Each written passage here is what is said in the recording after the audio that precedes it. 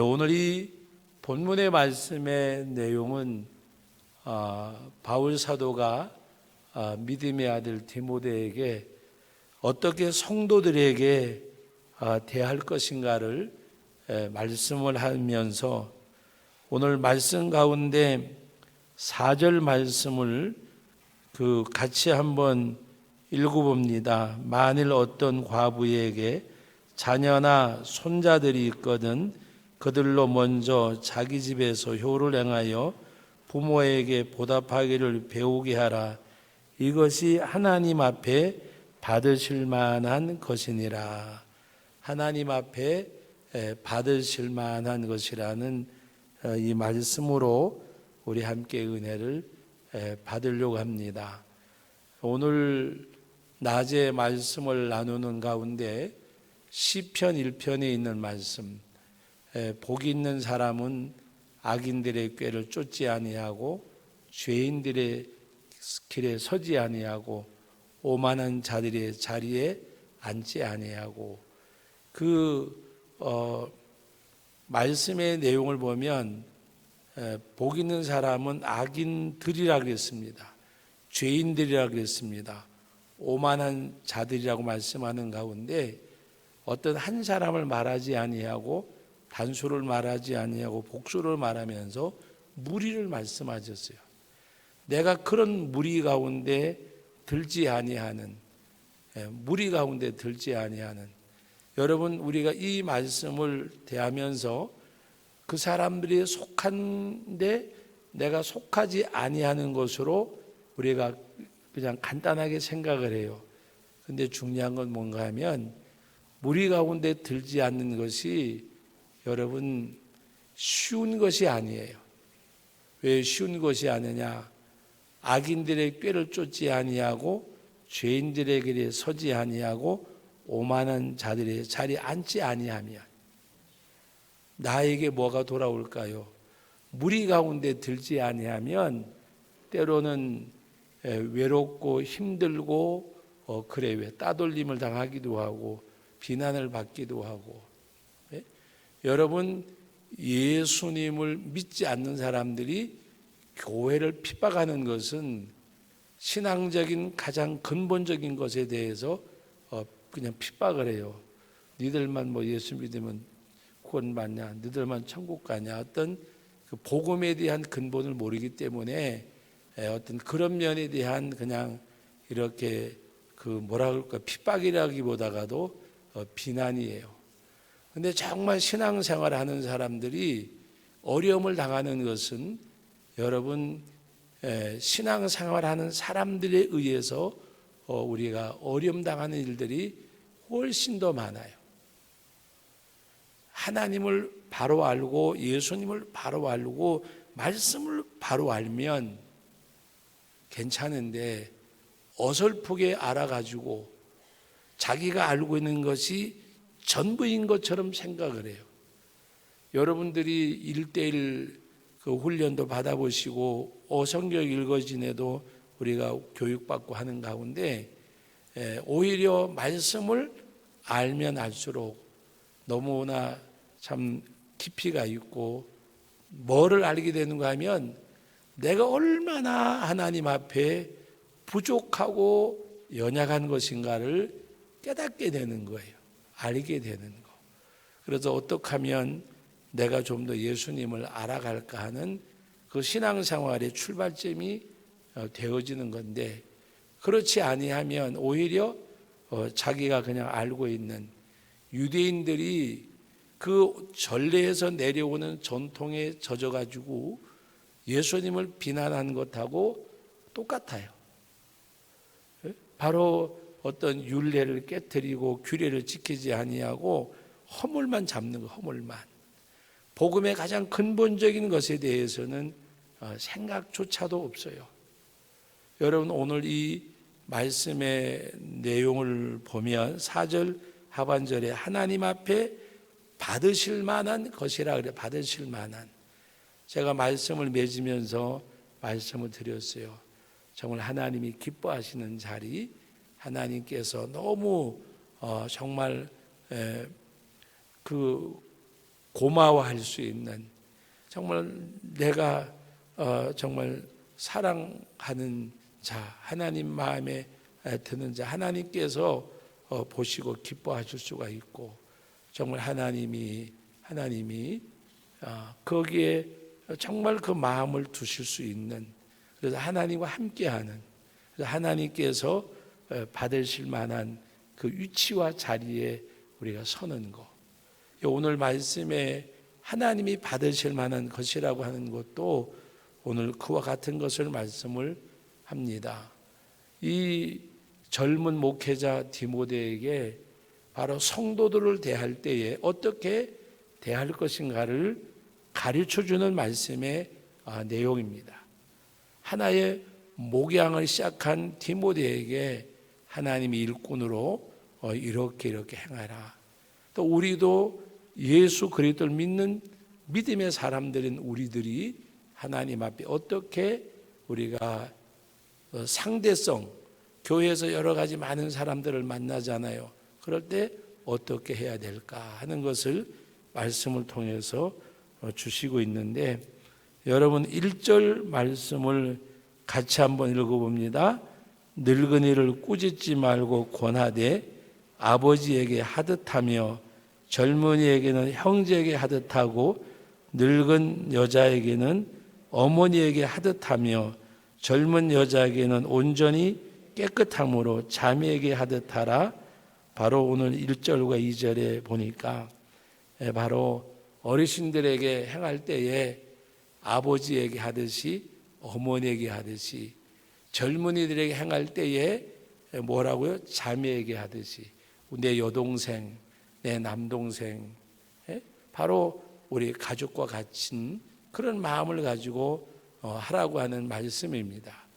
여러분, 이 말씀의 내용을 보면 교회라는 공동체 안에서 말씀하고 있는 거예요. 그런데 우리가 교회라는 공동체보다가도 더 작은 공동체, 여러분의 가정을 이렇게 한번 기억을 해보세요. 여러분의 가정을. 그럴 때 여러분들 마음속에 어떤 마음이 드는가? 과연 내가 아버지 어머니에게 여러분들도 그런 생각이 드실 때가 있을 거예요. 저도 그런 마음이 들 때가 있어요. 우리 아이들이 좀 아빠에게, 엄마에게, 아버지 어머니에게 좀 잘해주면 좋겠다 하는 마음이 들잖아요. 좀 아이들이 부모에게 좀 이렇게 섬기는 거, 그러면서 어떤 생각이 드는가 하면 나는 과연 우리 아버지 어머니에게 하노라고는 했는지 모르지만 또 우리 장인 장모님에게 과연 내가 얼마나 했을까? 내가 과연 자녀들에게 기대할 만한 기대치가 있을까 하는 그런 생각이 들 때가 있어요.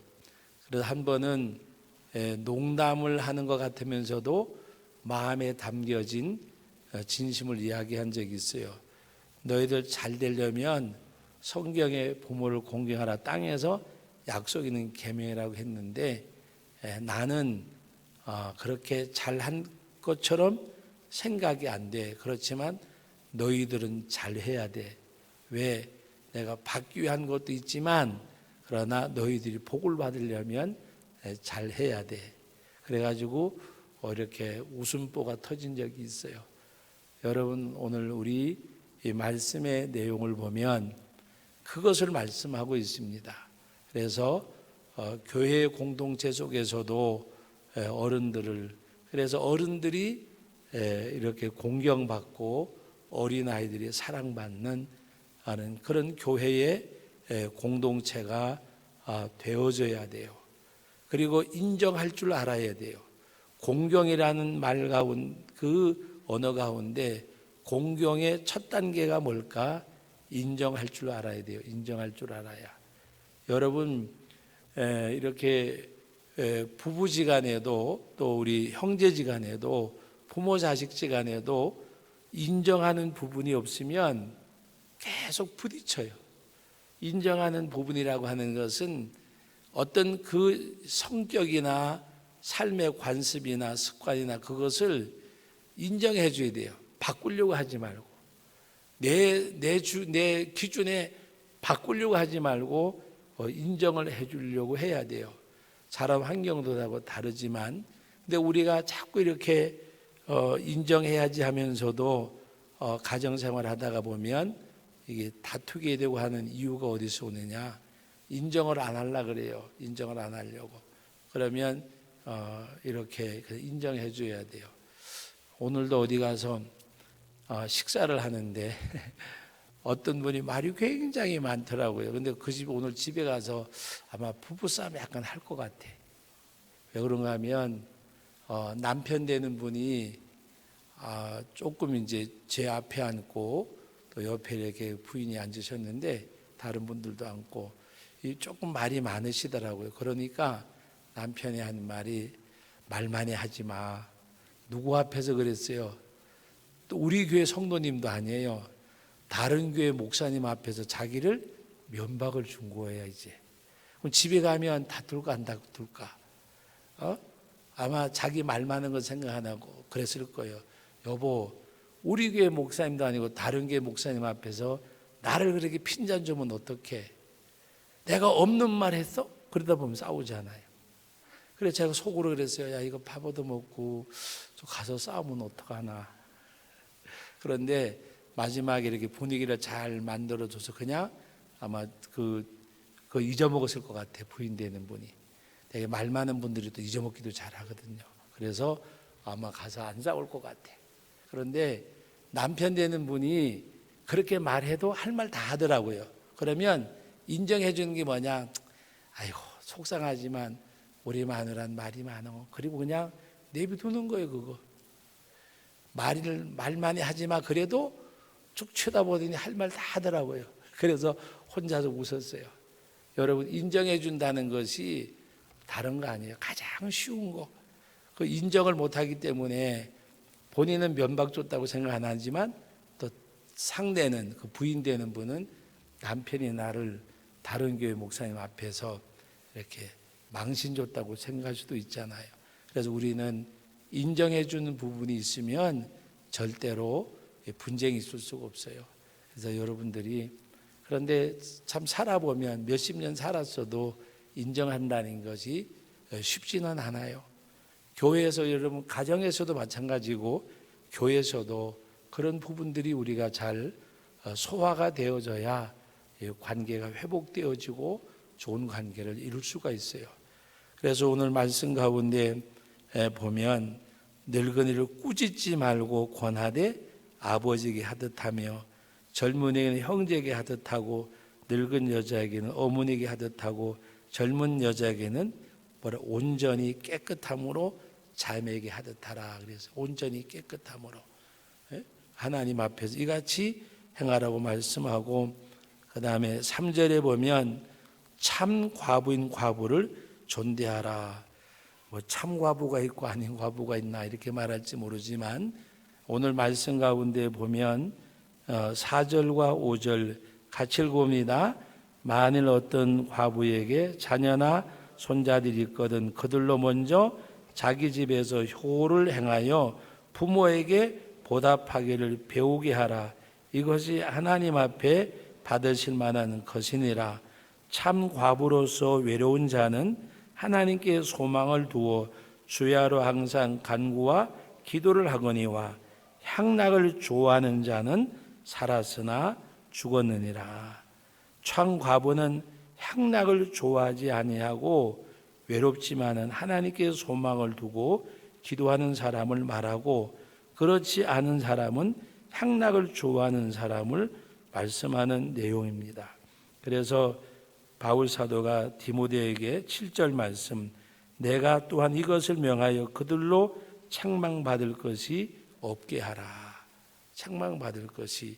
그러면서 오늘 그 4절 말씀에 있는 내용을 보면 그 자녀나 손자들이 부모에게 효를 행하여 부모에게 보답하기를 배우게 하라고 말씀하셨습니다. 부모에게 보답하기를 배우게 하라. 배우게 하라. 어제 우리 결혼식 가면서 우리 전도사님이 휴대폰을 보여주면서 은근히 아들 자랑을 하더라고요. 아들이 어제 뭐 생일인가 그렇대요. 근데 아들이 낳아줘서 고맙습니다 하고 문자를 보냈어요. 그러니까 좀 부모 입장에 고맙잖아요. 자랑을 한다고. 그래서 제가 전화기를 날 달라 그랬어요. 그래서 제가 거기다 답장을 달아줬어요. 말로만? 아마 돈을 붙여왔으면 커피 한 잔 사셔야 돼요. 예. 말로만 그랬어요. 낳아주셔서 고맙습니다 그랬길래 제가 전화기를 달라 그래가지고 말로만, 그래 말로만. 예? 말로만 하면 안 되잖아요. 예? 뭔가 그렇게 나이 먹으면 사람이 은근히 그 자녀들 자랑하는 것을 조금은 좋아하잖아요.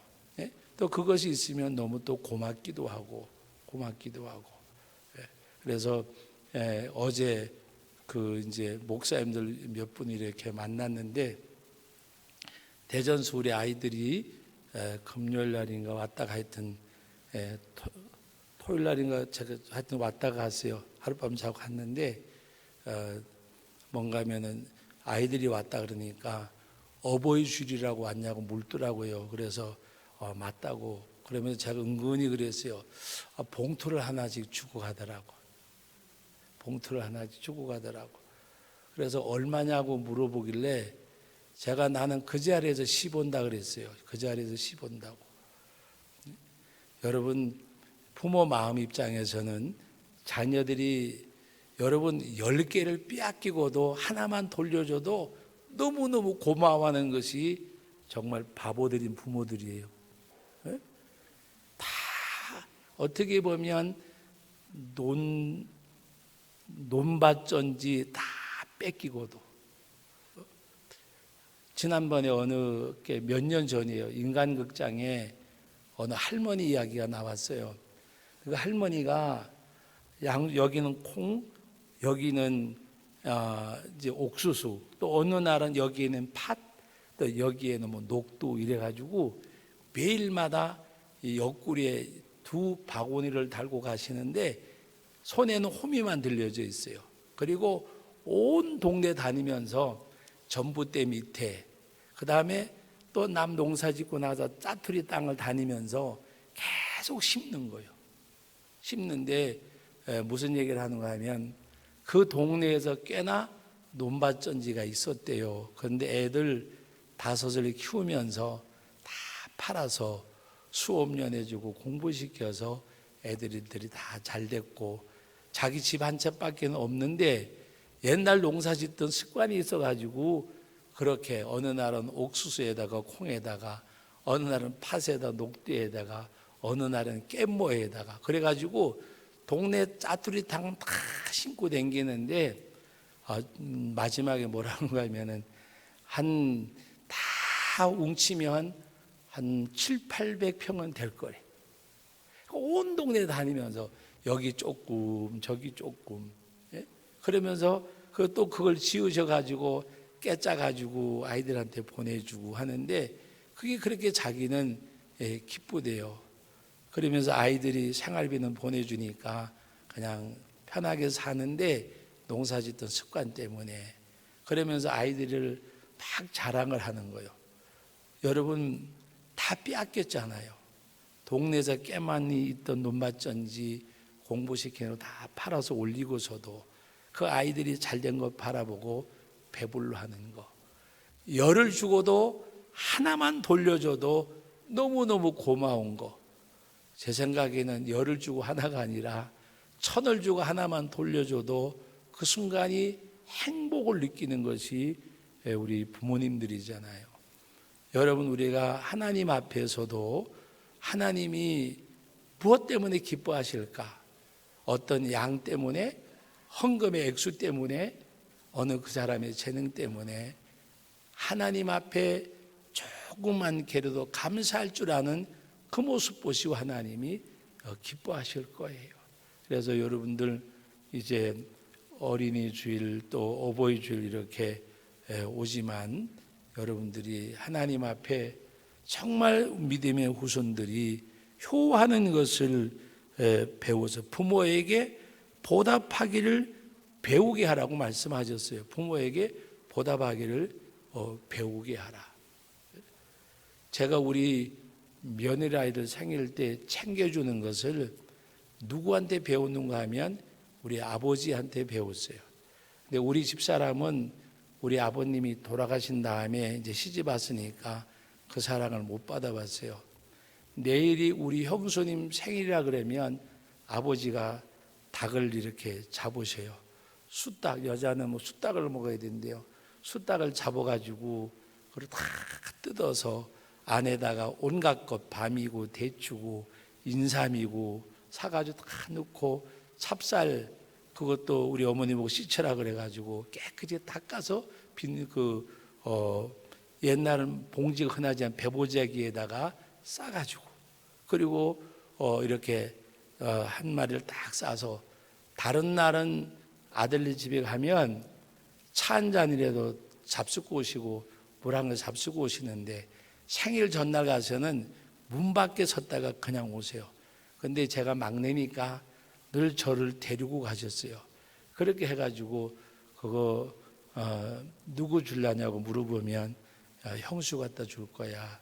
형수가 내 생일인데 내가 챙겨줘야지. 그러면서 한 10리길을 걸어서 가야 돼요. 근데 거기를 꼭 저하고 같이 가서 저녁 때 그냥 가가지고 오후에 가서 해질 무렵에 가서 주고 바로 돌아오셔요. 그러면서 옛날 시골에 돈이 어디 있겠어요. 그런데도 그때 2만 원이면 적은 돈이 아니에요. 그때 2만 원이면 2만 원 정도 딱 해가지고 그 보재기 위에다가 이렇게 지금 봉투도 별로 없잖아요. 깨끗한 종이에다 말아가지고 한문으로 축 생일을 해가지고 갖다가 줘요. 그런데 우리 형수님들이 너무 좋아하더라고요.